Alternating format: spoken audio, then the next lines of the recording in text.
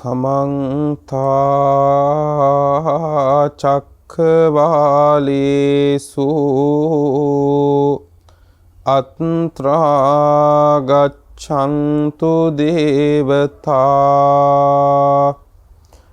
सद्धम्मं मुनिराजंस सुनन्तु सग्गमुखदं धम्मश्रवण कालो अयं भदन्ता धम्मश्रवण कालो अयं भदन्ता धम्मश्रवण कालो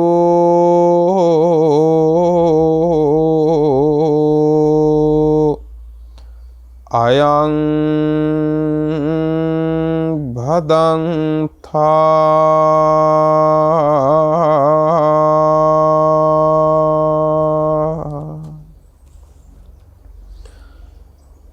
नमो तस्स भगवतो अरहतो सम्मा सम्बुद्दस्स नमो तस्स भगवतो अरहतो सम्मा सम्बुद्दस्स नमो तस्स भगवतो अरहतो सम्मा सम्बुद्दस्स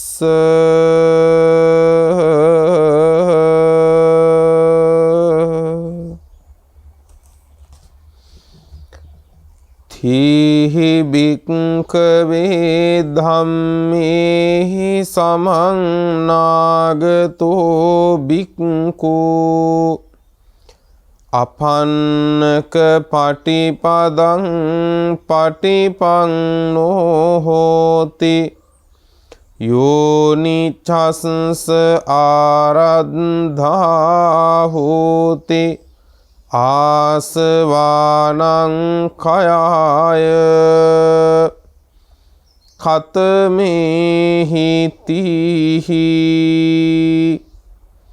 इद्ध भिक्खवे भिक्खु इन्द्रियेषु गुप्तद्वारो होति भोजने मत्तन्यो होति जागरियं अनुयुक्तो होति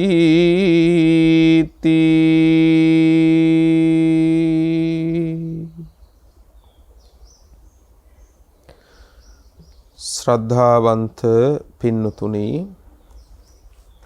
සියලු දෙනාම සූදානම් වෙන්නේ සම්මා සම්බුදුරජාණන් වහන්සේ විසින් ලෝ සතට කරුණාවෙන් දෙසූ සත් ධර්මයෙන් ස්වල්ප මාත්‍ර ධර්ම කාරණා කීපයක් නමුත් දේශනා කරවා ගනිමින් තමන් ගෞරවයෙන් ධර්ම ශ්‍රවණය කිරීමටත් ධර්ම දානයක් ලෙසින් මේ දේශනාව ලොව පුරාම විසිරී ඇති සියලු ශ්‍රද්ධාවන්තයින්ට ශ්‍රවණය කළ හැකි වන පරිද්දෙන්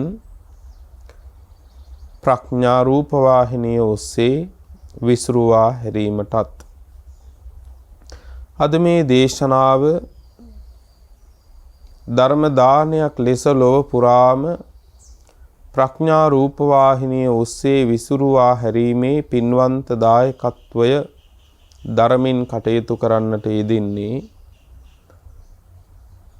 පිළියන්දල සුවාරපොළ පදිංචි පින්වත් සමන්ති ජයවීර මහත්මිය පසඳි සෙනඳි සනුකි යන දියණියන් රමණි යමුනා සුජාතා යන සොයුරියන් කියන පින්වන්ත පිරිස ඇතුළු පවුලේ හැම දෙනාම විසින් ඒ පින්වන්ත පිරිස තථාගත සම්මා සම්බුදුරජාණන් වහන්සේගේ මුවින් වදාළ ශ්‍රී සද්ධර්මය බොහෝ දෙනාට යහපත පිණිස, බොහෝ දෙනාට සැපය පිණිස, බොහෝ දෙනාට අනුග්‍රහ පිණිස ලොවට බෙදා හරින වෙලාවයි.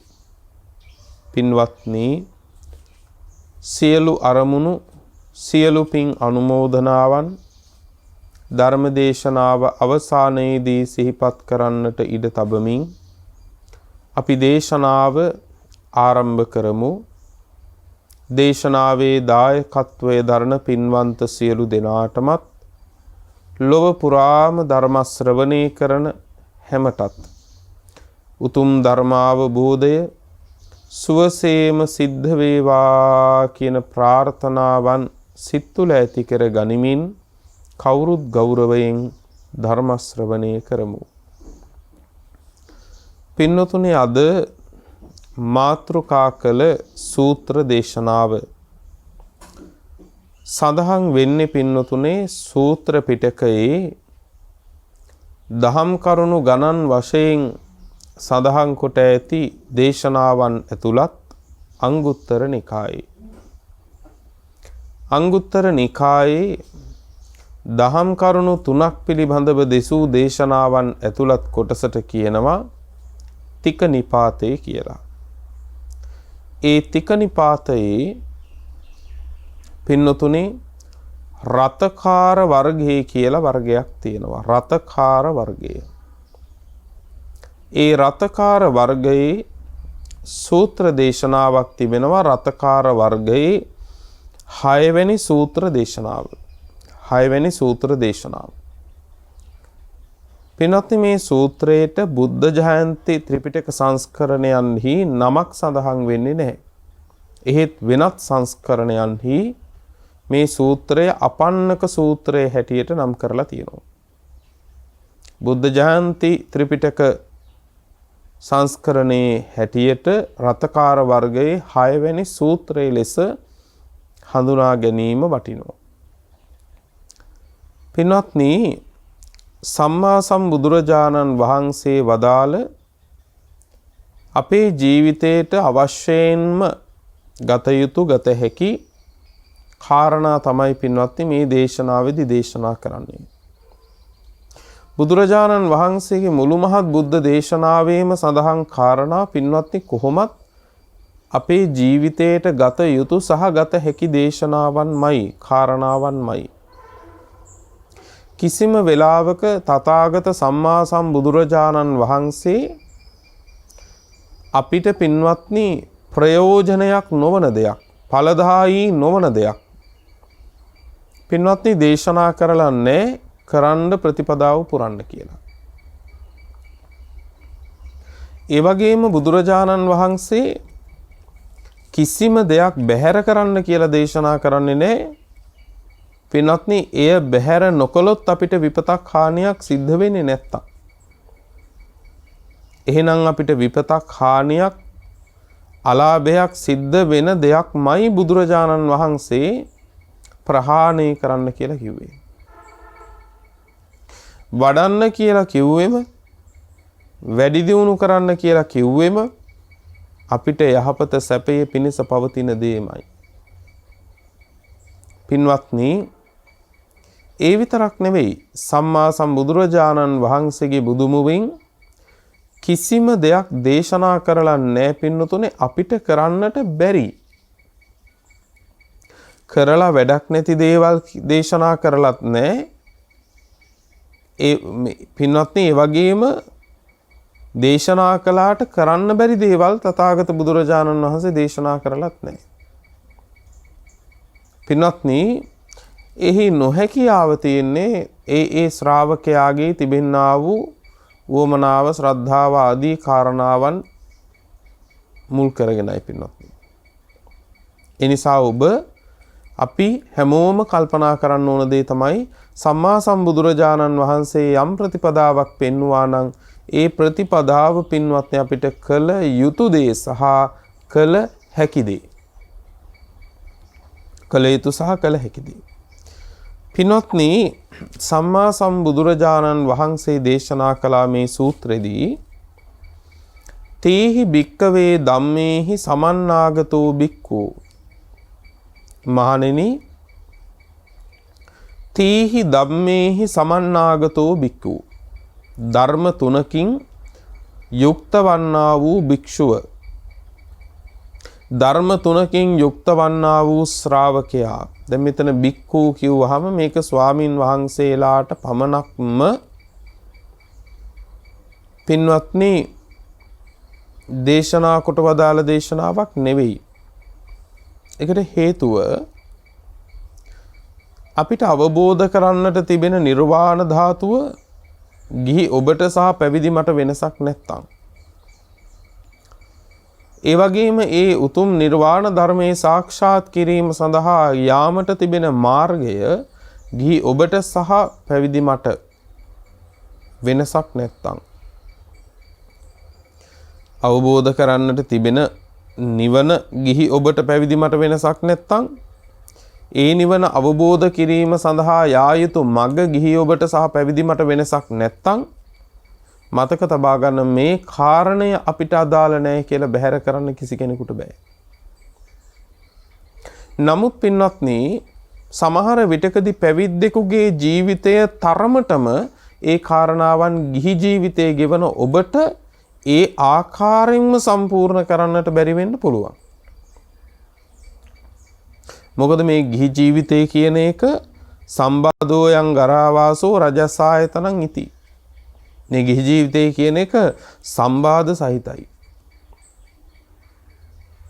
බාධක ගැටලු අවුල් සහිතයි. මේක කෙලෙස් ඇති වෙන්න නිෂ්පාදනාගාරයක් වගේ ගිහිගේ කියන එක. එතකොට පැවිද්ද අබ්බෝකාසෝව පබ්බජ්ජා, මේ පැවිද්ද කියන එක හරියට අවකාශය වගේ. මේ අවකාශයේ පින්වත්නි කොතනකවත් ගැටෙන්න තැනක් නැහැ. එකකින් අදහස් කරන්නේ මේ පැවිද්ද හිස් කියන එක නෙවෙයි. එතනින් අවකාශය වගේ කියලා කිව්වේ පින්වත්නි මේ පැවිද්දේ කිසිම ආකාරයකින් ඇලෙන්න ගැටෙන්න තැනක් නැහැ කියන එකයි. එතකොට තේරුම් ගන්න ගිහි ජීවිතයේ තුල පැවිද්දෙකුගේ බඳුවම ඒ ප්‍රමාණයටම මේ පිළිවෙත් ගුණ පුරා ගැනීමට අසීරුතා පහසුතා පැන නගින්න පුළුවන්. නමුත් පින්වත්නි තමන්ට හැකි උපරිම ශක්ති ප්‍රමාණයෙන් ඒ ධර්ම ටික සම්පූර්ණ කරගන්න එක තමයි පින්වත්නි ඊටාම වටින්නේ. එහෙම කරපු ගිහි අය එදා කාලේ හිටියා. දැන් පින්වත්නි මජ්ක්‍ධිම නිකායේ සඳහන් වන ගටීකාර සූත්‍රය. මේ ගටීකාර සූත්‍රයේ එදා ගටීකාර මානවකයා, ගටීකාර කියලා කියන්නේ පින්වත්නි මැටි බඳුන් සකසමින් හදමින් ජීවත් වෙච්ච කෙනෙක්. එතකොට මේ ගටීකාර එදා ගිහි ජීවිතයේ තුල ඉඳලම පින්වත්නි මුදල් පරිහරණයෙන් පවා වැළකුණා. අද එය අසීරු වෙන්න පුළුවන්. නමුත් පින්වත්නි උපරිම වශයෙන් පින්වත්නි හිත පරිස්සම් කරගන්න අපි උත්සාහවන්ත වෙන්න ඕන. විකාල භෝජනයෙන් පවා වැළකීච්ච පින්වත්නි ගිහි ජීවිත ගත කරන අය එදා හිටියා. අන්න ඒ නිසා පින්වත්නි හැම වෙලාවකම උත්සාහවත් වෙන්න ඕක අපිට කරන්න බෑ කියනවට නෙමෙයි. අපිට පුළුවන් උපරිම ශක්ති ප්‍රමාණයෙන් ඒක පුරුදු කරන්න උත්සාහ කරනවා. යම් දවසකදී මේක පුරන්න වෙනකොට අර ඇති කරගෙන තියෙන පුරුද්ද උත්සාහය අපිට කොතෙන්දී හරි වැදගත් වෙයි. මොකද ඒ ගුණය පුරණ යම් දවසක් එනවා නම් ඒ පුරනකොට පින්නත් අපි ඒ සඳහා අපේ හිත නමලා තියෙනවා. අපේ හිත පුරුදු කරලා තියෙනවා. අපේ හිත උත්සාහවත් කරවලා තියෙනවා. අන්න ඒ නිසා වඩන ගුණධර්මය ඒ ප්‍රමාණයටම වැඩෙනවද කියන එක නෙමෙයි. නමුත් උපරිම ප්‍රමාණයෙන් වඩන්න සම්පූර්ණ කරන්න යම් දවසක් ඒ ගුණය පරිපූර්ණව වඩන්න දවසක් එනකොට එදාට ඒක උපකාර වෙනවා. ඉතින් බුදුරජාණන් වහන්සේ දේශනා කළා තීහි භික්කවේ ධම්මේහි සමන්නාගතෝ භික්ඛු. මහණෙනි ධර්ම තුනකින් සමන්විත වූ භික්ෂුව ධර්ම තුනකින් යුක්ත වන්නා වූ භික්ෂුව අපන්නක පටිපදං පටිපන්නෝ හෝති. අපන්නක පටිපදං පටිපන්නෝ හෝති. අවිරුද්ධ ප්‍රතිපදාවට පිළිපන් කෙනෙක්. අවිරුද්ධ ප්‍රතිපදාවට විරුද්ධ නැති ප්‍රතිපදාවට පිළිපදින කෙනෙක් කිව්වා. එතකොට අපන්නක ප්‍රතිපදාව කියන්නේ මොකද්ද? අපන්නක ප්‍රතිපදාව කියලා කියන්නේ විරුද්ධ නැති ප්‍රතිපදාව. පින්වත්නි, ඕනෑම කෙනෙක් පින්වත්නි යම් අරමුණක් නම් මනසින් ගන්නේ, යම් අරමුණක් නම් මනසින් හඳුනාගන්නේ, ඔහුගේ චර්යා රටාව, ඔහුගේ වැඩපිළිවෙල, ඔහුගේ ප්‍රතිපත්තිය පින්වත්නි එකී අරමුණ පිණිස අනුලෝමව පවතින්න ඕනේ. කියන්නේ ඒ ප්‍රතිපදාවට පින්වත්නි අනුගතව පවතින්න ඕන. උදාහරණයක් හැටියට අපි හිතමු යම්කිසි කෙනෙක් මේ ලෝකේ ඉන්නවා, ඔහුගේ ප්‍රාර්ථනාවක්, බලාපොරොත්තුවක්, අදිෂ්ඨානයක් තියෙනවා පින්වත්නි ධනවත් වෙන්න. දැන් බුදුදහමේ හැටියට ධනවත් වෙන එකේ කිසි වරදක් නැහැ. ගිහි ජීවිතයේ ගෙවන ඔබ පින්වත්නි ධනවත් වෙන්න ඕන. බුදුරජාණන් වහන්සේත් වදාලා උපන් දේ පරිස්සම් කරන්න ඕන, උපන් දේ අර පිරිමැස්මෙන් පාවිච්චි කරන්න ඕන. තමන් උපදවාගත්තු දේවල් ආරක්ෂා කරගන්න ඕන, නූපන් දේවල් උපදවා ගන්න ඕන. ඒක ගිහි ජීවිතයක භූමිකාව. හැබැයි මේක වරදව ගන්න එපා. බුදුරජාණන් වහන්සේගේ ධර්මයේ කොතනකවත් කියන්නේ නැහැ ධනවත් වෙන්න එපා කියලා ගිහි ඔබට. හැබැයි බුදුරජාණන් වහන්සේ දේශනා කරන්නේ කාරණා කීපයක්. පළවෙනි එක, ධනවත් වුණාට කමක් නැහැ. හැබැයි ධනවත් වෙන්න අපරාධ කරන්න එපා. ධනවත් වෙන්න කියලා අපරාධ කරන්න එපා. ඊළඟදී ධර්මානුකූලව ධනවත් වෙන්න ඒ ධනය හරියට පාවිච්චි කරන්න. ඒ ධනය හරියට පාවිච්චි කරන්න. දෙමව්පියන් සතුටු කරමින්, තමන්ගේ අමුදරුවන් සතුටු කරමින්, ඥාති මිත්‍රාදීන්ට සලකමින්, පින් දහම් කරගනිමින්, ඒ වගේම විපතකදී පාවිච්චියට ඉතුරු කරගනිමින් ඒ ධනය පරිහරණය කරන්න. අපරාධ කරලා හොයන්න එපා. ඒ වගේම හොයාගත්තු ධනයෙන් අගතියට යන්න එපා. පැහැදිලිද? එතකොට මෙන්න මේ කාරණේ හොඳට තේරුම් ගත්තම පින්නත්නි ජීවිතේ පවත්වන එක හරි ලේසි. බුදුරජාණන් වහන්සේ කියන්නේ අපිව අකර්මණ්‍ය කරන ශාස්ත්‍රඥ වහන්සේ නමක් නෙවෙයි. අපිව නිෂ්ක්‍රීය කරන ශාස්ත්‍රඥ වහන්සේ නමක් නෙමෙයි. අපි හිතන් ඉන්නේ බුදුරජාණන් වහන්සේගේ ධර්මයේ තුලින් නිෂ්ක්‍රීය වෙනවා කියලා. ඒ පින්වත්නි ධර්මයේ හඳුනාගෙන නැතිකම. ඒ ධර්මයේ හඳුනාගෙන නැතිකම.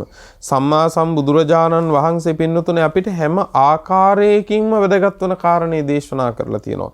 කොතනකවත් පින්වත්නි බුදුරජාණන් වහන්සේ අපිව අසරණ කරලා නැහැ. දැන් බලන්න සම්මා සම්බුදුරජාණන් වහන්සේ මේ ලෝක ධාතුවේ පහළ වෙච්ච මොන්න ශාස්ත්‍රවරු හිටියත් ඒ සෑම ශාස්ත්‍රූන් වහන්සේලා අතරම තථාගත බුදුරජාණන් වහන්සේ පින්වත්නි ධනය හොයන හැටි දේශනා කළා. ඒ ධනය කොහොමද අපි පාවිච්චි කරන්න කියලා දේශනා කළා. ඒ විතරක් නෙවෙයි. සම්මා සම්බුදුරජාණන් වහන්සේ පින්වත්නි අපිට කන හැටි පවා කියලා දුන්නා. ඒ වගේම බුදුරජාණන් වහන්සේ කවුරුද ඇසුරු කරන්න ඕන, කවුරු වගේ වෙන්න ඕනද කියලා පින්වත්නි පරමාදර්ශී චරිතය පවා අපිට පෙන්වුවා. ඒ විතරකුත් නෙවෙයි. තමන් ඉන්න තැන මකුළු දැල් ටික උඩ ඉඳන් යටට කඩනවද, යට ඉඳන් උඩට කඩනවද කියන එක පවා බුදුහාමුදුරුවෝ දේශනා කළා. ඒ විතරකුත් නෙවෙයි. පින්වත්නි තමන්ගේ ශ්‍රාවකයන්ට වැසි කැසිකිලි යන හැටි පවා පින්නතුනේ බුදුරජාණන් වහන්සේ දේශනා කළා. එතකොට හිතන්න බලන්න මේ තරම් පිරිච්ච, මේ තරම් පරිපූර්ණ ධර්මයක පින්වත්නි මේ වෙනකොට අපි හරිනම් කොච්චර දියුණු වෙලා ඉන්න ඕනද? කොච්චර මේ ධර්මයේ ලාභේ ලබාගෙන තියෙන්න ඕනද පින්වත්නි.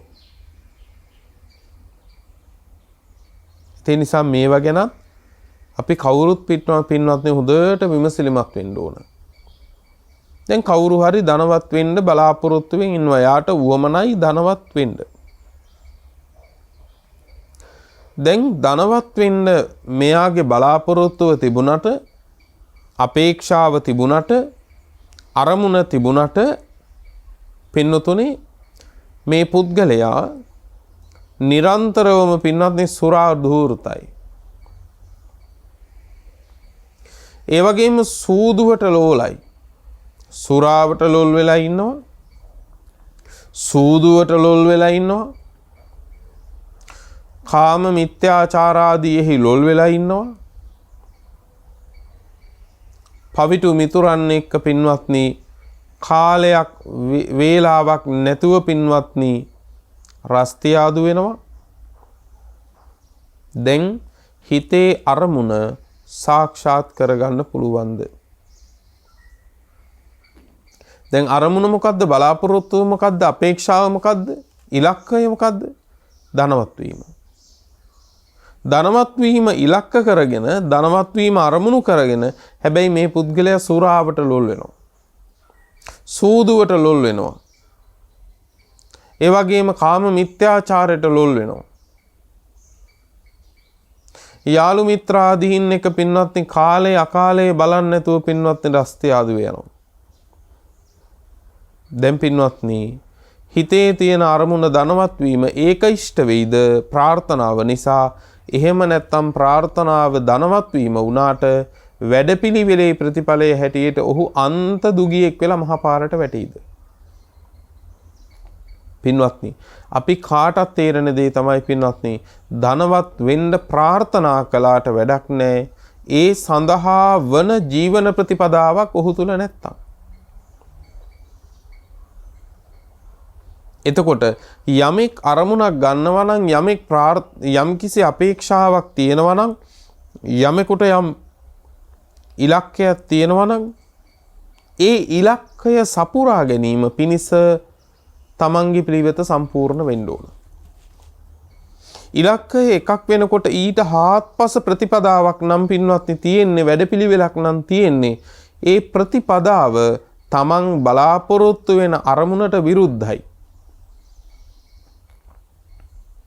විරුද්ධ ප්‍රතිපදාවකින් ප්‍රාර්ථනා කරන බලාපොරොත්තු වෙන ඵලය ලබන්න බෑ. එහෙනම් ඒක විරුද්ධ ප්‍රතිපදාවක්. එතකොට අපන්නක ප්‍රතිපදාව කිව්වේ අවිරුද්ධ ප්‍රතිපදාව, විරුද්ධ නැති ප්‍රතිපදාව. තවත් උදාහරණයක් කිව්වොත් යමෙකුට ඕන කරනවා නිරෝගීව ජීවත් වෙන්න. නිරෝගීව ජීවත් වෙන්න මේ මිනිස්සයාට උවමනාව තිබුණට මේ මිනිස්සයා නොඑක් මත්ද්‍රව්‍ය, මත්වතුර ආදියට ලොල් වෙනවා. ඒ වගේම තමයි පින්වත්නි නොඑක් ආකාර විෂම චර්යාවන් හදා ගන්නවා. පින්වත්නි ගත යුතු ප්‍රතිකාර ආදී ගන්නෙ නැහැ. ඒ ගත්තු ප්‍රතිකාර ආදියත් පින්වත්නි නිසි ලෙස පාවිච්චි කරන්නේ නැහැ. නිසි ලෙස පිළිපදින්නේ නැහැ. දැන් ප්‍රාර්ථනාව නිරෝගීව ඉන්න එක නමුත් පින්වතුනේ වැඩපිළිවෙල වෙනම එකක්. දැන් ඔබෙන් ඇහුවොත් ප්‍රාර්ථනාවේ හැටියට නිරෝගීකම ලැබෙයිද? වැඩපිළිවෙලේ හැටියට අන්ත රෝගියෙක් බවට පත්වේද කියලා ඔබ කාටත් දෙන්න තියෙන උත්තරේ තමයි පින්වත්නි ප්‍රාර්ථනාව අරමුණ යට ගිහිල්ලා වැඩපිළිවෙලට ප්‍රතිඵලය ලැබෙනවා කියන එක. කුමක් නිසාද? ප්‍රතිපදාව විරුද්ධ නිසා. ප්‍රතිපදාව විරුද්ධ නිසා. පින්වත්නි එහෙනම් අපන්නක ප්‍රතිපදාව කියලා කියන්නේ මොකද්ද? යම් කිසි කෙනෙකුගේ අරමුණක් තියෙනවා නම් ඒ අරමුණට විරුද්ධ නැති නිවැරදි ප්‍රතිපදාවට තමයි පින්වත්නි අපන්නක ප්‍රතිපදාව කියලා කියන්නේ.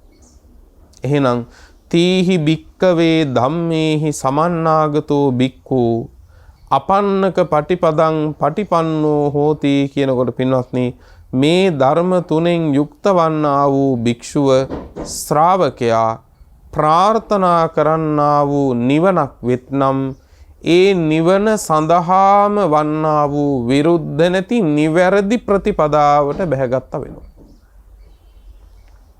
ප්‍රාර්ථනාව නිවන නම් ඒ නිවන සඳහාම නිවැරදි වූ ප්‍රතිපදාව පුරණ කෙනෙක් බවට පත් වෙනවා. කාරණා කීයකින් යුක්ත වුණොත්ද? කාරණාවන් 3කින් යුක්ත වුණොත්. නමුත් මේ කාරණාවන් 3න් යුක්ත නොවුනොත් ඒ පුද්ගලයා ප්‍රාර්ථනා කරන නිවනට පින්වත්නි විරුද්ධව තමයි වැඩ පිළිවෙල කරන්නේ. දැන් තේරුම් ගන්න එහෙනම් තමන් අරමුණු කරන ඵලයක් වේ නම් ඒ ඵලයට විරුද්ධ නැති ප්‍රතිපදාවක් අපි හදා ගන්න ඕන. ලෝකේ අපිට විරුද්ධ වාදකම් කරන අය අපි පිටස්තරින් හොයනකොට බලන්න ඕන උත්තම වූ ප්‍රාර්ථනාවට ඔබේ තියෙන ඔබම විරුද්ධවාදීද කියලා. අග්‍ර ප්‍රාර්ථනාවක් ඔබ ළඟ තියෙනකොට ඒ අග්‍ර ප්‍රාර්ථනාවට ඔබම විරුද්ධවාදීද කියලා ඔබ බලන්න ඕන. ඒ නිසා පින්වත්නි හොඳට මේ කාරණා තේරුම් අරන් පින්වත්නි ප්‍රාර්ථනා කරන උත්තම ඵලලාභේ ලබන්නට තමන් පින්වත්නි අවිරුද්ධ වූ ප්‍රතිපදාවක් ආරම්භ කරගන්න ඕන. අවිරුද්ධ වූ ප්‍රතිපදාවක්. දැන් මේ ධර්ම තුනෙන් යුක්ත වන්නා වූ යම් භික්ෂුවක් යම් ශ්‍රාවකයෙක් වේ නම් මේ ශ්‍රාවකයා අපන්නක පටිපදම් පටිපන්නා හෝති. ඒ ප්‍රාර්ථනා කරන නිවනට විරුද්ධ නැති ඒ නිවන සඳහා පවතිනා වූ නිවැරදි ප්‍රතිපදාවකට බැහැගත්තා වෙනවා. ඊළඟට කියනවා යෝනි චස්ස ආරද්ධා හෝති ආසවානං කයාය. ආශ්‍රව ධර්මයන් ක්ෂය කිරීම සඳහා ආශ්‍රව ධර්ම දුරු කිරීම සඳහා වන්නා වූ හේතු කාරණා ආරම්භපු කෙනෙක් බවට පත් වෙනවා. කාරණා 10ක් 15ක් 20ක් 30ක් 100ක් 200ක් නෙවෙයි ධර්ම තුනක්. මේ ධර්ම තුනෙන් යුක්ත වන්නා වූ භික්ෂුව හිතේ තියෙන නිවනට විරුද්ධ නැති ඒ නිවන පිණිස පවතිනා වූ ප්‍රතිපදාවට බැස්ස වෙනවා. කෙලෙස් ධර්ම නැසීම සඳහා හේතු කාරණාවන් සම්පූර්ණ කරගන්න කෙනෙක් බවට පත් වෙනවා කිව්වා. දැන් තේරුම් ගන්න ඕන මොනවද මේ කියන්නා වූ ධර්ම තුන? මොනවද මේ ධර්ම තුන? පළවෙනිම ධර්මයේ තමයි පින්වත්නි ද බික්කවේ බික්ඛු ඉන්ද්‍රියේසු ගුත්තද්වාරෝ හෝති.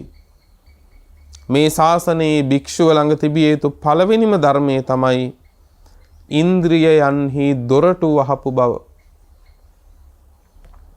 ඉන්ද්‍රියේසු ගුත්තද්වාරෝ හෝති. ඉන්ද්‍රියයන්හි දොර වහපු කෙනෙක් බවට පත් වෙන්න ඕන. පින්වත්නි ගෙදරකට පින්වත්නි දොරක් දාන්නේ ඇයි කියලා බැලුවොත් ඔබ හදාගත්තු නිවසට ඔබ හදාගත්තු ගෙදරට දොරක් සවි කරලා තියෙන්නේ ඇයි? කුමක් සඳහාද? ප්‍රධාන කාරණා දෙකකට. වැදගත් වන්නා වූ වටිනා වූ දේවල් පින්වත්නි ගෙයින් බැහැරට යාම වළක්වා ගන්න. දෙවෙනි එක ඇතුළට නොපැමිණිය යුතු අයට නොපැමිණීම සඳහා පැමිණීමට නොහැකි වන වීම පිණිස. ඇතුළට නොපැමිණිය යුතු අය ඉන්නවා. ඒ නොපැමිණිය යුතු අය පැමිණීම වළක්වා ගැනීමට තමයි පින්නතුනේ දොරක් ගෙදරකට යොදන්නේ. එහෙනම් ඉන්ද්‍රියයන්හි දොර වහනවා කියන්නේ මොකද්ද පින්නත්නි? ඉන්ද්‍රියයන්ගෙන් පින්වත්නි අඳුනා ගන්න අරමුණු තියෙනවා. ඒ අරමුණු වලින් පින්වත්නි ඇතුළට එන්න ඕන නැති දේවල් එන්නේ නැති වෙන්න වහලා තියන්න ඕන. ගෙදර දොර වහනවා වගේ ඉන්ද්‍රියවල දොර වහන්න කියලයි මේ කියන්නේ. ඉන්ද්‍රියේසු ගුත්තද්වාරෝ හෝති. මෙතන ඉන්ද්‍රිය කිව්වේ මොනවද? ඉන්ද්‍රිය තියෙනවා පින්නතුනේ 6ක්. ෂඩ ඉන්ද්‍රිය. මොනවද ඉන්ද්‍රිය 6? පළවෙනි එක චක්කු ඉන්ද්‍රිය. කියන්නේ ඇස. ඇස නැමැති ඉන්ද්‍රිය. 2 සෝත ඉන්ද්‍රිය. කන නැමැති ඉන්ද්‍රිය. සෝත ඉන්ද්‍රිය. 3. ගාන ඉන්ද්‍රිය. නාසය නැමැති ඉන්ද්‍රිය. ඊළඟට ජීවහා ඉන්ද්‍රිය. කියන්නේ දිව. කාය ඉන්ද්‍රිය. ඒ කියන්නේ කය. මනේන්ද්‍රිය. ඒ කියන්නේ මනස. ඇස, කන, නාසය, දිව, ශරීරය, මනස. මෙන්න මේ ඉන්ද්‍රියයන්හි දොරවල් වහන්න ඕනේ. ඒ තමයි පළවෙනි කාරණේ. දෙවෙනි කාරණේ තමයි පින්වත්නි භෝජනේ මත්තඤ්ඤෝ හෝති. ගන්න ආහාරයේ භෝජනයේ මාත්‍රාව දන්න කෙනෙක් බවට පත් වෙන්න ඕන. ගන්න ආහාරයේ ගන්න භෝජනයේ මාත්‍රාව දැනගන්න ඕන. ඒ තමයි දෙවෙනි කාරණේ, දෙවෙනි ධර්මය. තුන්වෙනි ධර්මයේ තමයි පින්වත්නි ජාගරියං අනුයුක්තෝ හෝති.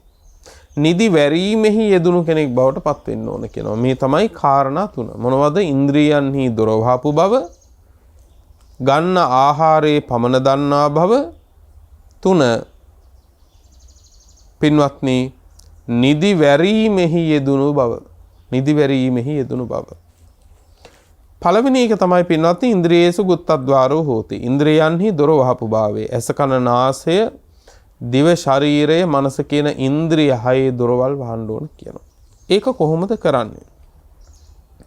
ඉද බික්කවේ බික්කු චක්කුණා රූපං දිස්වා න නිමිත්තක් ගාහි හෝති නානු ව්‍යංජනක් ගාහි. එහෙන් රූප බලන්න එපා කියලා බුදුරජාණන් වහන්සේ දේශනා කරන්නේ. එහෙන් රූප බලන්න නැති එක ඉන්ද්‍රිය සංවරය නෙවෙයි පින්නතුනේ. ඇසින් රූප බලනවා. ඒ කියන්නේ ඇසට රූප පෙනෙනවා. නමුත් න නිමිත්තක් ගාහි හෝති. එහි නිමිති ගන්නෙ නැහැ. නානුභ්‍යංජනක් ගාහි හෝති. ඊටත් වඩා කුඩා නිමිති, කුඩා අනු කුඩා නිමිති ගන්නෙ නැහැ, අඳුනා ගන්නෙ නැහැ. ඒවා මනසින් අල්ලාගන්නේ නැහැ. දැන් ඔබ හිතන්න යම්කිසි කෙනෙක් අපි දැක්කම යම්කිසි කෙනෙක් මුහුණට හමු වුණාම අපි පින්වත්නි ඔහුව දැකීමෙන් නිමිති ටික අපි මනසට ගන්නවා. කොහොමද? මෙච්චරක් විතර උසයි, මෙන්න මෙච්චරක් විතර මහතයි, පාට සුදුයි, එක්ක තලෙලුයි, ඇස් මෙන්න මේ පාටයි, කොණ්ඩය මෙන්න මේ විදිහට දිගයි, කොණ්ඩයේ වර්ණය මේ විදිහයි. ඊළඟට පින්වත්නි කනෙන් ඔහුගේ කටහඬ ගන්නවා. ඔහුගේ කටහඬ මිහිරි, ඔහුගේ කටහඬ තරමක් රළුයි ආදී වශයෙන් කටහඬෙහි නිමිති ටිකක් ගන්නවා. ඊළඟට නාසයෙන් ඔහු පාවිච්චි කරන යම් සුවඳ විලවුන් වර්ගයක් තියෙනවා නම් ඒ සුවඳ විලවුන් වර්ගය අපි නාසයෙන් විඳින ආග්‍රහණයක් නිසා පින්නත් ඔන්න ඒක හඳුනා ගන්නවා. ඒක පිච්ච මල් සුවඳයි, ඒක රෝස මල් සුවඳයි ආදී වශයෙන්. එතකොට දැන් බලන්න මේ පුද්ගලයාව පින්වත්නි මාස 3කට 4කට 5කට පස්සේ දැන් ආපහු හමු වෙනවා. දැන් පින්වත්නි දැන් මනසේ මොහු ගැන තොරතුරු තියෙන්නේ මොනවද? මීට මාස 6කට විතර පස්සේ ඇහෙන් දැකපු තොරතුරු ටික තමයි දැන් තියෙන්නේ. ඇයි? ඒ තොරතුරු ටික අපි ගත්තා. ඔන්න නිමිති ගත්තා. ඒක තමයි නිමිති ගැනීම කියන්නේ. මාස 6කට කලින් දැකපු පුද්ගලයාගේ නිමිති ටික පින්වත්නි අනු නිමිති ටික තාම අපි තියාගෙන ඉන්නවා. හැබැයි ඒ පුද්ගලයාගේ රූපේ දැන් ඒ නිමිති ටික වෙනස් වෙලා.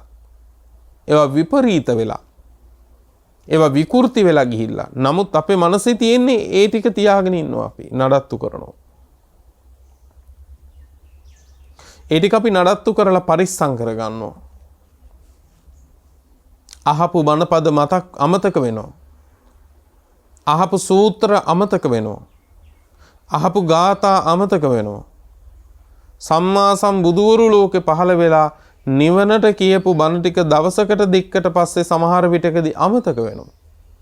හැබැයි මාස 6කට 7කට 8කට 9කට අවුරුදු ගානකට එහා පැත්තේ දැකපු රූපවල නිමිති ටික අපිට හොඳට මතකයි. ඒ අනුනිමිති ටික පින්වත්නි අපි හොඳට තදින් මනසේ තියාගන්නවා. හිතන්නකෝ බලන්න අපි වටිනම දේවල් පින්වත්නි විනාශ වෙලා යන්න දීලා නොවටිනාම අපිට හතුරුකම පිණිස පවතින දේවල් ටිකම නඩත්තු කරලා තියෙන හැටි. එතකොට අපි කොච්චර අදක්ෂයෝද? එතකොට අපි මොන තරම් පින්වත්නි අය කියලා අපි හිතාගෙන හිටියත් මේ කාරණේදී මේ කාරණය අනුව විතරක්ම බැලුවත් පින්වත්නි අපි මොන තරම්නම් පින්වත්නි මේකේ මුලාවෙන් වැහිච්ච පිරිසක්ද? දැන් එක පුද්ගලයෙක්ගේ රූපයක් නම් ඒ පුද්ගලයා මාස 6ක් ඇතුළත කොච්චර විපරීත වෙනවද? ඒ බව දැනත් පින්වත්නි මාස 6කට 7කට පෙර ගත්ත පාට පිළිබඳව සංඥාව නාසයේ හැඩයේ මහත උස ආදී දේවල් අපි මාස 6කට පස්සේ තේ පුද්ගලයා තුලින් හොයන්න පටන් ගන්නවා. දැන් මාස 6කට පස්සේ හමු වුණාම කියනවා ඉදාට වඩා තරමක් අඳුරු වෙලානේ මුහුණ. දුර්වර්ණ වෙලානේ, කෙට්ටු වෙලානේ, මහත් වෙලානේ. හිටියට වඩා හුඟක් උස ගිහින්නේ. කටහඬ ටිකක් වෙනස් වෙලානේ. ඒ අසනීපෙන්ද? ඒ වෙනකොට ඔහු වෙනත් සුවඳ විලවුන් වර්ගයක් නම් පින්වත්නි ආලේප කරගෙන හිටියේ. අපි අහනවා අලුතෙන් සුවඳ විලවුන් එකක් ගත්තද? හිතන්න බලන්න නිමිති අරගෙන අනුනිමිති අරගෙන පින්වත්නි අපි ඒව නඩත්තු කරමින් ඒවා ආපහු පින්වත්නි පරණ රූපවලට පරණ ශබ්දවලට පරණ ගඳ සුවඳට දාලා පින්වත්නි අපි මනින හැටි කිරණ හැටි වෙහෙසෙන හැටි. එතකොට මේකෙන් තියෙනවද මේ නිවන් මාර්ගට උපකාරයක්? මේකෙන් නිවන් මාර්ගට උපකාරයක් නැහැ පින්වත්නි. නැති අකුසල් ඉපදෙමින් උපන් අකුසල් දියුණු වෙනවා ඇරෙන්න වෙන පින්වත්නි ඵලයක් නැහැ. දැන් කවුරු හරි කෙනෙක් පින්වත්නි ඔබේ අම්මගේ හරි ඔබේ තාත්තගේ හරි රූපයක් අඳිනවා යම් කිසි කඩදාසියක යම් කොළයක එහෙමත් නැත්නම් බිත්තියක ඔබේ අම්මගේ හරි ඔබේ පියතුමාගේ හරි රූපය අඳිනවා. දැන් මේ රූපේ පෙන්නලා ඔබෙන් ඇහුවොත් එහෙම මේ කවුද කියලා ඔබ ගත් ගමම්ම කියන්නේ පින්වත්නි මේ අපේ අම්මා. මේ අපේ තාත්තා. ඒ ඔබේ අම්මා නම් ඒ ඔබේ තාත්තා නම් ඔබේ ගෙදර කාමරේ වෙනකොට ඉන්නේ කවුද? එක්කෝ මරණයටපත් වෙලා නම් ඒ මැරුණේ කවුද එතකොට? දැන් මෙතන බිත්තියේ ඉන්නවනේ. මෙතන මේ කඩදාසි කොළයේ ඉන්නවනේ අම්මා. ඉන්නවනේ තාත්තා. එතකොට මැරුණේ කවුද? එතකොට කාමරේ එක්ක ජීවත් වෙන්නේ කවුද? දැන් තේරෙනව නේද පින්වත්නි? එතන බිත්තියේ හරි කඩදාසි කොළයේ හරි චිත්‍රයක් ඇඳා කියලා එතන කියන්නේ මොකද්ද? අර අම්මගේ නිමිති ටික එතන ඇඳා කියන එකයි. ඒ අම්මගේ ඇසින් ගන්න පුළුවන් නිමිති ටික ඇසින් ගත්තු නිමිති ටික අර රූපයේ ඇඳා. නාසයේ හැඩය, සමේ පාට ආදී සියලු දේවල්. අර අම්මාගේ නිමිති ටික අම්මාගේ ලකුණු ටික කුඩා අණු කුඩා නිමිති ටික ඒ ටික මනසින් අරගෙන පින්වත්නි අඳින කෙනා ඒ නිමිති ටික දාලා චිත්‍රයක් ඇඳා. හැබැයි ඒ අම්මා ළඟ තිබුණු නිමිති ටික චිත්‍රයේ තියෙනකොට අපි චිත්‍රයත් අඳුර ගන්නවා පින්නතුනේ අම්මා කියලා. දැන් පින්වත්නි එතන අම්මා නැහැ. එතන තියෙන්නේ අම්මගේ නිමිති ටිකක් ඇඳපු එක විතරයි. දැන් කවුරු හරි කෙනෙක්ගේ රූපය මකලා දාන්න හැදුවොත් පින්වත්නි මොකක් වෙයිද? දැන් අපි කියනවා ඒක නම් මකන්න දෙන්න බෑ. ඒක නම් මකන්න දෙන්න බෑ. මොන හේතුවෙන්වත් මකන්න දෙන්න බෑ. නමුත් සැබවින්ම තමන්ගේ අම්මා මරණයටපත් වෙලා ඉවරයි. නමුත් පින්වත්නි ඒ නිමිති ටික රූපයක ඇඳලා පස්සේ ඒ රූපය මකලා දාන්න පින්වත්නි අපිට බෑ. තවදුරටත් අර නිමිති ටික ග්‍රහණය කරගෙන ඉන්නේ. දැන් අර අනික් සියලු නිමිති ටික පින්වත්නි හරියට ඇඳලා නාසයේ හැඩේ පින්වත්නි වෙනස් වුණොත් එතකොට යා කියනවා අනික් ඔක්කොම හරි මේ නහය ටිකක් වෙනස්. ඇයි? තමන්ගේ මනසට ගත්තු නහසේ තිබෙන හැඩතලය මේ රූපේ නැති නිසා. බලන්නකො පින්නත් මේ මනස අල්ලගෙන තියෙන නිමිති අනු නිමිති. යම් ආහාරයක් අනුභව කරනවා නම් පින්නත්නි ඒ ආහාරයේ රසය විඳින්නේ දිව නැමැති ඉන්ද්‍රියෙන්. හැබැයි අද ගන්න ආහාරයක් තව දවස් 2-3කින් ගන්නවා නම් නැවත වාරයක් එතකොට මොකද වෙන්නේ? එදා එක තරම් රහ නැහැ. එක්කෝ එදා එකටත් වඩා රහයි ආදී වශයෙන් අර පරණ ආහාරයෙන් ගත්තා වූ නිමිති ටික ඊළඟට ඒ ආහාරය ගන්න දවසක ඒකට දාලා ඔබලා බලනවා. ඒකත් එක්ක ගැළපෙනවද සමානද අඩුද වැඩිද ආදී විදිහට. දැන් හිතන්න බලන්න අලුත් කෑම පරණ හිතකින් කන එක නෙවෙයිද මිනිස්සු කරන්නේ. අලුත් කෑමක් නමුත් පරණ හිතකින් කන්නේ. ඒ තාක් අලුත් ආහාරයක අලුත් රසයක් ඒ අඥාන ශ්‍රාවකයට විඳින්න බෑ. දැන් මේ ලෝක ධාතුවේ බුදුරජාණන් වහන්සේ දේශනා කරන්නේ නැහැ රහට මිහිරට බලඳන්න එපා කියලා. රහට මිහිරට අනුභව කරන්න එපා කියලා කියන්නේ නැහැ. ඒවයි නිමිති ගන්න එපා කියලායි මේ කියන්නේ. ඒවයි නිමිති ගන්න එපා කියන එක. එතකොට මේක හොඳට තේරෙනවා පින්නද යම් කිසි කෙනෙක් ඔන්න වලකිනවා මස් මාංශ අනුභවයෙන්. මස් මාංශ අනුභවයෙන් වැළකීලා පින්නත්නි මම අද ඉඳන් මස් මාංශ අනුභව කරන්නේ නැහැ කියලා නතර කරනවා. හැබැයි මේ පුද්ගලයා පින්නත්නි මොකද කරන්නේ? මස් මාංශ අනුභවය නතර කරලා මස් මාංශ ආදී රස ඇති සෝයා මීට් වර්ග තෝරන්න පටන් ගන්නවා. දැන් මොකද්ද මේ තෝරන්නේ? අර මස් මාංශ අනුභවය කියන එක කටින් කන එක නතර කළාට ඒක හිතෙන් කන එක නතර කරගෙන නැහැ. කටින් කන එක නතර වෙලා නමුත් හිතෙන් ඒක තවදුරටත් කන එක නතර කරගන්න බැරි වෙලා. දැන් හිතන්න බලන්න පින්වත්නි එතකොට අගතිය තියෙන්නේ කොතනද? අර රසය අඳුනගත්තා. මෙන්න මේ මාංශේ නම් මෙන්න මේ රසයි. ඒ මාංශය ඒ රස වුණාට මේ මාංශේ මේ රසයි. ඒ ආහාරයන් පින්වත්නි දිවට දැනෙන යම් රසයක් වේ නම් ඒ රසය පින්වත්නි අපි අරගෙන අනෙක් හැම ආහාරය තුලමත් අනෙක් වාරවලත් පින්වත්නි ඒ රසය හොයනවා අපි. ඒ රසය හොයනවා. දැන් බලන්න පින්වත්නි ඉන්ද්‍රියයන්හි දොරටු වැහුවේ නැති වුණාම මොකද වෙන්නේ? ඇහැට පෙනිච්ච රූපයේ නිමිති ටික අනු නිමිති ටික දොරටු අහලා නැති නිසා හිත ඇතුළට අපි ගන්නවා. කනට අහපු සද්දවල නිමිති ටික අනු නිමිති ටික කන නැමැති ඉන්ද්‍රියයේ දොර වහලා නැති නිසා අපි ඇතුළට ගන්නවා. නාසයෙන් ගන්න ගඳ සුවඳ එය තමයි අරමුණ නිමිත්ත. ඒ ගඳ සුවඳ පින්වත්නි යම් කිසි කෙනෙක් දොරවල් වහලා නැත්තම් එහි නිමිති අනු නිමිති ටික හිත ඇතුළට ගන්නවා. බුදුරජාණන් වහන්සේ දේශනා කරන්නේ ඉන්ද්‍රිය සංවරය කියන්නේ මොකද්ද? ඒ නිමිති ටික ඒ අනු නිමිති ටික ඇතුළට ගන්නෙ නැහැ. ඒකෙන් කියන්නේ රූප බලන්නේ නැහැ කියන එක නෙවෙයි. රූපය බලනවා රූපය දකිනවා නමුත් එහි නිමිති අනු නිමිති හැඩතල මනසට අපි ගන්නෙ නැහැ. මනසට ගන්න හොඳ නැහැ. ඒ මනසට ගත්තම පින්නත් මොකද වෙන්නේ? ඒ නිමිති අනු නිමිති ගත්තට පස්සේ එක්ක වැඩෙන්නේ ඇලීම. එහෙම නැත්නම් වැඩෙන්නේ ගැටීම.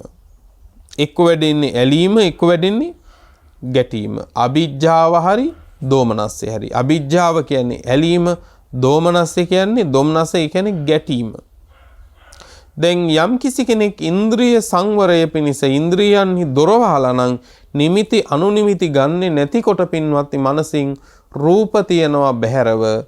නමුත් ඒවායේ කිසි දෙයක් අපේ ඇතුළට අරගෙන අපි වෙහෙසෙන්නේ නැහැ. ඔන්න ඇලීම් ගැටීම් දෙකින් පින්වත්නි හිත නිදහස් කරගන්නවා.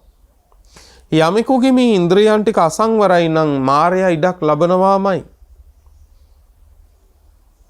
මායя ඉඩක් ලබනවාමයි. පින්වත්නි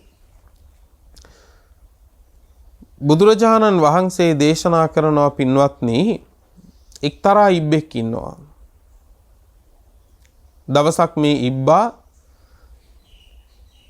දැහැගන්න කියලා එනවා පින්වත්නි මෙතෙන්ද හිවලෙක්. හිවල ළඟට ආපු ගමන්ම මේ ඉබ්බා මොකද කරන්නේ? ඔළුවත් කකුල් හතරත් මේ අවයව පහම වහාම කට්ට ඇතුළට ගන්නවා. දැන් මේ හිවල වටේට ගිහින් බලනවා පින්වත්නි මොන අණ්ඩක්ද එළියට දාන්නේ? ඔළුව දානවද? ඔළුව කඩාගෙන කනවා. දකුණු අතද දාන්නේ? දකුණු අත එළියට දාපු ගමන් කට්ටෙන් දකුණු අත කඩාගෙන කනවා. යම් යම් අවයවයක්ද මේ කටුවෙන් එළියට දාන්නේ? එළියට දාන අණ්ඩය අවයවය මම කඩාගෙන දැහැගෙන කනවා කියලා බලාගෙන දැන් අර ඉබ්බා වටේට පින්වත්නි හිවලා ඇවිදිනවා. හැබැයි මේ අනතුර දන්නා වූ මේ අනතුර දකින්නා වූ ඉබ්බා මොකද කරන්නේ? පින්වත්නි ඔළුවවත් අතපයවත් පින්වත්නි එළියට දාන්නෙම නැහැ. එළියට දාන්නෙම නැහැ. ඒ හේතුවෙන් යම් අවයවයක් හරි එළියට දමනවද ඒක කඩාගෙන කනවා කියලා හිතාගෙන හිටපු ඉබ්බට මේ හිවලට අවකාශයක් ඉඩක් පින්වත්නි ලැබෙන්නේ නැහැ මේ ඉබ්බගේ අවයවයක් කඩාගෙන කන්න. අවසානයේ ඵලයක් නොලබන වෙහෙසට පමණක් පත්වෙන මේ හිවලා මේ ඉබ්බව අතෑරලා යන්න ගියා. මේ ඉබ්බව අතෑරලා යන්න ගියා. බුදුරජාණන් වහන්සේ වදාලා අන්න ඒ වගේ මේ ජීවිතේ පුරුදු කරන්න. අර ඉබ්බා තමන්ගේ අවයව ටික කටුව ඇතුළට දාගත්තා වගේ බුදුරජාණන් වහන්සේ වදාලා ඇස සංවර කරගන්න. කන සංවර කරගන්න. නාසය සංවර කරගන්න. දිව සංවර කරගන්න. මේ කය සංවර කරගන්න. මේ අවයවයන් ටික සංවර කරගත්තම පින්වත්නි පවිටු මාරයා පින්නතුනේ ඉඩක් ලබන්නේ නැහැ අපිව දැහැගන්න. එහෙනම් නිවන සඳහා වූ නිවැරදි ප්‍රතිපදාවේ අනුගමනය කළ යුතු පළවෙනි කාරණය තමයි පින්නතුනේ කුමක්ද? ඉන්ද්‍රියේසු ගුත්තද්වාරෝ හෝති. ඉන්ද්‍රියයන්හි දොරටු වහපු කෙනෙක් බවට පත්විය යුතුයි. ඉන්ද්‍රියේසු ගුත්තද්වාරෝ හෝති. දෙවැනි කාරණය භෝජනයේ මත්තඤ්ඤෝ හෝති. තමන් ගන්න ආහාරයේ තමන් ගන්න භෝජනයේ මත්තඤ්ඤෝ හෝති මාත්‍රාව දන්න කෙනෙක් බවට පත් වෙන්න ඕන. ඒ කියන්නේ ප්‍රමාණය දන්න කෙනෙක් බවට පත් වෙන්න ඕන. එකිනෙකාගේ කුසේ ප්‍රමාණයන් පින්වත්නි වෙනස්. එකිනෙකා වෙහෙසෙන අනුව ආකාරය අනුවත් ආහාරවල උවමනා ප්‍රමාණ වෙනස් වෙන්න පුළුවන්. ඇතමෙක් තමන් ස්වල්පයක් අනුභව කරනවා කියලා මදක් වැඩියෙන් අනුභව කරන දෙහා පින්වත්නි අවඥාවෙන් යුක්තව බලනවා. ඒක ඔහු තුල තියෙන ඊටාම අසත්පුරුෂ ගතියක්. ඒක පවිටු ගතියක්.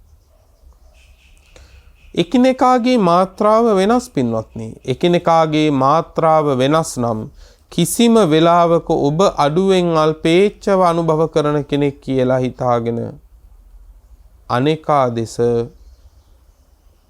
අවඥාවෙන් යුක්තව බලන්න එපා. ඒක ඔබ තුල තිබෙනා වූ අධර්මයක්. ඔබ ළඟ තියෙන ධර්මයක් ඒක.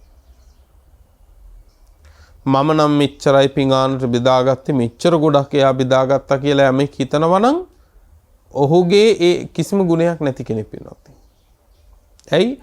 තමන් අඩුවෙන් බෙදාගත්තු එකේ තිබිච්ච වටිනාකමක් නැති වුණා අර අධර්ම කතාවෙන්.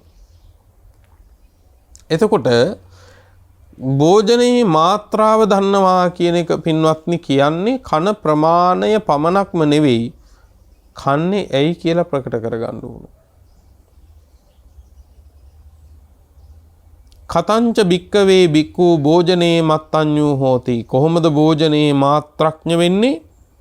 ඉද භික්කවේ භික්ඛු පටිසංකා යෝනිසෝ ආහාරං ආහාරේසි. සිහි නුවණින් මෙනෙහි කරලාම ආහාර අනුභව කරනවා. කොහොමද මෙනෙහි කරන්නේ? මේ ආහාරය නේව දවාය න මදාය මත්වීම පිණිස නෙවෙයි. මත්වීම සඳහා නෙවෙයි. ඒ වගේම මේ ශරීරේ පරිපූර්ණ කර ගැනීම සඳහා පුරවා ගැනීම සඳහා නෙමෙයි. ඒ වගේම අඩුතැන් පුරවලා හැඩවැඩ කිරීම පිණිසත් මේ ආහාර ගන්නව නෙමෙයි. කෙලි කපටකම් පිණිස ක්‍රීඩා පිණිස මේ ආහාරය ගන්නව නෙමෙයි. පින්වත්නි ආහාර ගන්න එකක් ක්‍රීඩාවක් බවට පත්වෙච්ච තැන් ඔබ ජීවිතේ දන්නවා ඇති. සමහර විටකදී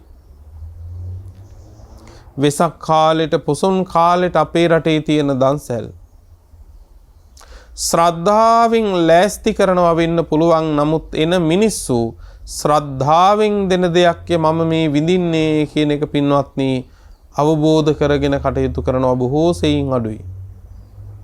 අද දන්සැල් වලට ගිහින් කනවා කියන එක ක්‍රීඩාවක්. බුදුහාර වදාළ එකයි නේව දවාය. කැම කනකොට හිතන්න එපා මේක ක්‍රීඩා පිණිස කනවා කියලා. එතකොට දන්සැල් වලට ගිහින් මිනිස්සුන්ගේ වන්දනාවල යන ගමන් බිමන් යන මිනිස්සුන්ට වෙහෙස නිවෙන්න බඩගිනි නිවෙන්න මග කෑම හදාගෙන බත් දෙනකොට කෑම දෙනකොට බීම දෙනකොට මිනිස්සු දන්සැල කියන්නේ ඒකනේ. හැබැයි ඒ ටික ගන්න යන්නේ ක්‍රීඩා පිණිස නම් ඒ ටික ආහාර අනුභව කරලා පහුවදා ආවිත් කියනවා මම මෙච්චර දන්සැල් ප්‍රමාණයක් මෙච්චර දන්සැල් ගානකට ගියා මෙච්චර දන්සැල් ගොඩක් කෑවා.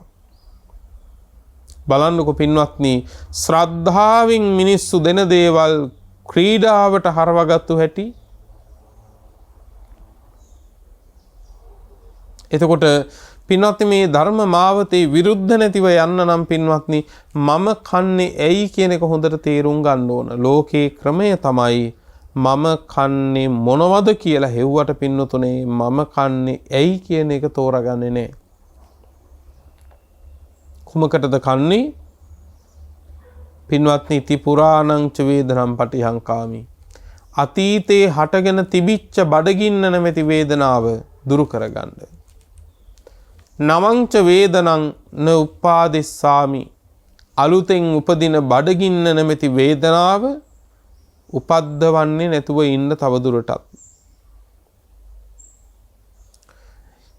ඒ වගේම බ්‍රහ්මචර්යානුග්‍රහාය මේ වඩන මහානදම මේ බ්‍රහ්මචර්යාවට අනුග්‍රහයක් පිණිසයි මේක කරන්නේ. අනුග්‍රහයක් පිණිස. ඊළඟට කියන යාව දේව ඉමස්ස කායස තිතියා යාපනාය. ජීවිතේ යැපෙන්න මේ කය පවත්වා ගන්න. ඇයි පවත්වා ගන්න? ජීවිත ආසාවකටම නෙමෙයි. පවත්වා ගන්න පින්නතුනේ තවදුරටත් ප්‍රහාණය කළ යුතු කෙලෙස් තියෙනවා. එකී ධර්ම ටික එකී කෙලෙස් ධර්ම ප්‍රහාණය කර ගැනීමට නම් මේ ජීවිතේ පවත්වන්න වෙනවා තව. එතකොට මේ ජීවිතේ නැති වුණොත් එහෙම ආහාර නැතුව අර කිව්ව ක්ලේශ ධර්මයන් පින්වත්නි සිඳලන්න පුළුවන් කමක් නැහැ. ඒ නිසා කන්නේ මොනවද කියන එක නෙවෙයි අපි කල්පනා කරන්න ඕන. කන්නේ ඇයි කියන එක පින්වත්නි. භෝජනයේ මාත්‍රාව දැනගන්න ඕන. ඊළඟට පින්වත්නි අපන්නක ප්‍රතිපදාවට බැස ගැනීමට හේතු වන තුන්වෙනි කාරණය හැටියට දේශනා කරනවා පින්වත්නි ජාගරියං අනුයුක්තෝ හෝති. නිදි වර්ජිත වීමෙහි යෙදිච්ච කෙනෙක් බවට පත් වෙන්න ඕන. නිදි වැරීමෙහි යෙදුණු කෙනෙක්. එයින් අදහස් කරන්නේ නිදි වරාගෙන ඉන්න සියල්ලෝම නිවන සඳහා වන ප්‍රතිපදාවේ ඉන්නවා කියන එක නෙමෙයි. අංගුත්තර නිකායේ පංචක නිපාතේ අප්පංසුපන කියලා පින්වත්නි සූත්‍රයක් තියෙනවා. මේ සූත්‍රයේ බුදුරජාණන් වහන්සේ පෙන්නනවා අඩුවෙන් නිදන වැඩියෙන් අවදියෙන් ඉන්න අය. නමුත් ඒ අය නිවනම අරමුණු කරගෙන පිළිවෙත් පුරන අය නෙවෙයි බොහෝ දෙනෙක්. එතකොට අල්පව නිදන අය ඉන්නවා, වැඩියෙන් අවදියෙන් ඉන්න. අල්පව අවදියෙන් ඉන්න, වැඩියෙන් පින්වත්නි නිදන අය ලෝකේ ඉන්නවා. අප්පංසුපන සූත්‍රය අංගුත්තර නිකායේ පංචක නිපාතේ මේ කාරණා විස්තර කරනවා. ඒ කවුද පින්වත්නි? පළවෙනිම පුද්ගලයා තමයි පින්වත්නි පරපුරුෂ සේවනයේ බලාපොරොත්තුවෙන් ඉන්න ස්ත්‍රිය. අඩුවෙන් නිදනවා, වැඩි කාලයක් අවදියෙන්. දෙවෙනි පුද්ගලයා තමයි පර ස්ත්‍රී බල සේවනයේ බලාපොරොත්තුවෙන් ඉන්න පුරුෂයා. ඔහුත් අඩුවෙන් නිදනවා, වැඩියෙන් අවදියෙන් ඉන්නවා. හැබැයි ඒ අය නිවන අරමුණු කරගත්තු අපන්නක ප්‍රතිපදාවට බැහැපු අය නෙමෙයි. තුන්වෙනි පුද්ගලයා තමයි පින්නතුනේ රාජ්‍ය පාලනයෙහි යෙදිච්ච පාලකයා. රාජ්‍ය පාලනමේ කටයුතු සහ සතුරන්ගේ ආක්‍රමණයන්ගෙන් තමන්ගේ රාජධානිය බේරා ගැනීමට ඇති උවමනාව නිසා පින්වත්නි රාජ්‍ය පාලනය කරන පාලකයාත් අඩුවෙන් පින්වත්නි නිදනවා, වැඩියෙන් අවදියෙන් ඉන්නවා. ඊළඟ පුද්ගලයා තමයි මහ හොරා පින්වත්නි. මහ හොරා වැඩියෙන් අවදියෙන් ඉන්නවා, අඩුවෙන් නිදනවා. නමුත් මේ හතර දෙනාම පින්වත්නි නිවන අරමුණු කරගෙන පිළිවෙත් පුරාගෙන යන අය නෙමෙයි. නිදිවරණ පස්වැනි පුද්ගලයා තමයි කෙලෙස් දුරු කිරීම සඳහා වීරිය කරන්නා වූ භික්ෂුව. ඔන්න අපන්නක ප්‍රතිපදාවට බැහැපු කෙනා. එහෙනම් පින්වත්නි යම් කිසි කෙනෙක් පින්වත්නි නිදි වර්ජිත වීමෙහි යෙදුනා කියනවා නම් ඒ නිදි වර්ජිතව ඉන්න එකේ පින්වත්නි ඵලදායීතාවයේ තිබෙන්නේ ඒ නිදි වරාගෙන කෙලෙස් ධර්ම බැහැර කිරීම පිණිසම පින්වතුනේ හිත දැඩි කර ගනිමින් පින්වත්නි කටයුතු ආරම්භ කරනවා නම් පමණයි. නින්ද කියන්නේ ආත්ම භාවයේ වඳකම කියලායි දේශනාවේ කියන්නේ. එහෙත් බුදුරජාණන් වහන්සේ වදාලා අවදියෙන් ඉඳලා අකුසල් කරනවට වඩා පින්වත්නි නිදන එක හොඳයි කිව්වා. නිදන එක හොඳයි. එතකොට මේ ශාසනයේ භික්ෂුව පින්වත්නි අපන්නක ප්‍රතිපදාවට බැහැපු භික්ෂුව මොකද කරන්නේ පින්වත්නි? මේ භික්ෂුව රත්ත්‍යා පටමං යාමං චංකමේන නිසජ්ජාය ආවරණීයේ ධම්මේහි චිත්තං පරිසෝධේති. සක්මන් කරමින් හරි ඉඳගෙන හරි කෙලෙස් ධර්ම වලින් හිත මුදා ගැනීමට වෑයම් කරනවා. මධ්‍යම රාත්‍රියේ එළමෙනකොට පින්නතුනේ සිංහ සෙයියාවෙන් අවදි වෙන වෙලාව නිදන වෙලාවෙම අදිෂ්ඨාන කරගෙන පින්වත්නි නින්දට යනවා. නින්දට පෙරම මම මේ වෙලාවට නැගිටිනවා කියලා මනසට දුන්නා නම් පින්වත්නි මනස නින්දෙන් ගලවගෙනමයි නින්දට වැටෙන්නේ යම් කිසි කෙනෙක්. ඊළඟට කියනවා පින්වත්නි රාත්‍රියේ පින්වත්නි අලුයම භාගයේ නැවත වාරයක් ඉඳගෙන හරි සක්මන් කරමින් හරි සක්මන් භාවනාව කරනවා. ඉඳගෙන හරි එහෙමත් නැත්නම් සක්මන් භාවනාව හෝ කරනවා. දැන් රාත්‍රියේ පළමු භාගයත් එක්ක සක්මන් භාවනාවෙන් කාලය ගෙවනවා නැත්නම් වාඩි වෙලා භාවනා කරනවා. රාත්‍රියේ මධ්‍යම භාගයේ පින්වත්නි මොකද්ද කරන්නේ? සිංහ සෙයියාවෙන් නින්දට පෙරම පින්වත්නි නින්දෙන් හිත ගලවාගෙන සැතපෙනවා. ඊළඟට අලුයම උදෑසන අවදි වෙලා පින්වත්නි උදේ කාලයක් පින්වත්නි එක්කෝ සක්මනින් කල් අරිනවා නැත්නම් පින්වත්නි වාඩි වෙලා භාවනා කරමින් කාලය ගෙවනවා. දහවල් කාලයත් සක්මන් භාවනාවෙන් හරි පින්වත්නි වාඩි වෙලා හරි පින්වත්නි කෙලෙස් ධර්ම දුරු කිරීම සඳහා වීරිය කරනවා, වෑයම් කරනවා. අන්න ඒක තමයි පින්වත්නි ජාගරියං අනුයුක්තෝ කියලා කිව්වේ. නිදි වර්ජිත වීමෙහි යෙදුණු කෙනෙක් බවට පත් වෙන්න ඕන. දැන් එතකොට හොඳට හිතන්න බලන්න පින්වත්නි, සම්මා සම්බුදුරජාණන් වහන්සේ වදාළ මේ කාරණා තුන. පළවෙනි එක ඉන්ද්‍රියයන්හි දොරටු වහපු බව. දෙවෙනි එක භෝජනයේ මාත්‍රාව පින්වත්නි දන්න බව. තුන්වෙනි කාරණය නිදි වර්ජිත වීමෙහි යෙදුණු කෙනෙක් බවට පත්වීම. මේ කාරණා තුනෙන් යමෙක් සමන්විතයි නම් යුක්තයි නම් තථාගත බුදුරජාණන් වහන්සේ වදාලා ඔහු අපන්නක ප්‍රතිපදාවට බැහැගත්තු කෙනෙක්. කෙලෙස් දුරු කිරීම සඳහාම වන්නා වූ හේතු කාරණාවන් ආරම්භ කරපු කෙනෙක්.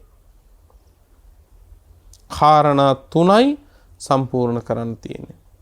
එහි පින්වත් ඔබද අප්‍රමාදී වෙත්වායි ප්‍රාර්ථනා කරමින් දේශනාව නිමාවට පත් කරනවාද මේ දේශනාවේ පින්වන්ත දායකත්වයේ ධර්මින් කටයුතු කරන්නට යෙදුනේ පිළියන්දල සුවාරපොළ පදිංචි සමන්ති ජයවීර මහත්මිය, පසඳි සෙනදි සනු කියන දියණියන්, රමණී යමුනා සුජාතා යන සොයුරියන් තිදෙනා ඇතුළු පවුලේ පින්වන්ත සියලු දෙනා විසින් අරමුණු අතරට එක්වෙන්නේ මීට වසර 3කට පෙර නිදන ප්‍රාප්ත මහේෂ් පාලිත ජයවීර මහත්මාණන්ට මේ පිංපෙත් අනුමෝදන් වේවා.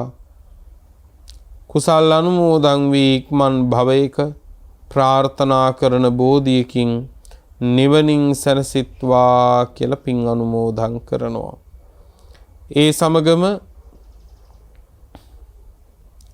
ලීලාවතී ජයවීර මහත්මියටත්, හේරත් බණ්ඩා විජේසුන්දර මහත්මාණන්ටත්, කුසුමාලියනගේ මෑණියන් ඇතුළු මිය පරලොව ගිය පවුලේ සියලු දෙනාටත් උතුම් චතුරාර්ය සත්‍ය ධර්මය අවබෝධ වේවා කියලා ප්‍රාර්ථනා තබනවා. පින්තුනේ රැස් කරගත් උදාර කුසල් නමින් මියගිය සියලුම ඥාතීන්ට අපි අනුමෝදන් කරමු. සියල්ලෝ පින් අනුමෝදන්ව සැපවත් වෙත්වා, ජාත්‍යාදී දුකින් මිදෙත්වා, නිවනින් සැනසෙත්වා කියලා සාදු කියලා පින් අනුමෝදන් කරමු. දේශනාවේ දායකත්වයේ දරූ හැමට, ධර්ම ශ්‍රවණය කළ සියලු දෙනාට නිදුක් නිරෝගී භව, චිරජීවනයේ සැප ජීවනයේ උදා වේවා. බුද්ධ ආදී උතුමන් නිවුණු සැනසුණු අමා මහ නිවන මේ කුසල බලයෙන් අපටත් ලැබේවා කියලා සාදු කියලා ප්‍රාර්ථනාවන් ඇති කර ගනිමු. ලොව සසුන සුරකින්න සියලු දිව්‍ය රාජ මණ්ඩලයටත් මේ පින් ලැබේවා.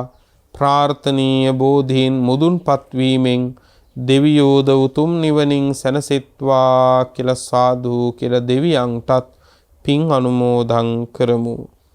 ආකාසට්ඨා ච බුම්මට්ඨා දේවා නාග මහිද්దికා පුඤ්ඤං තං අනුමෝදිත්වා චිරං රක්ඛන්තු ලෝක සාසනං චිරං රක්ඛන්තු ධම්ම දේශනං චිරං රක්ඛන්තු ත්වං සදා.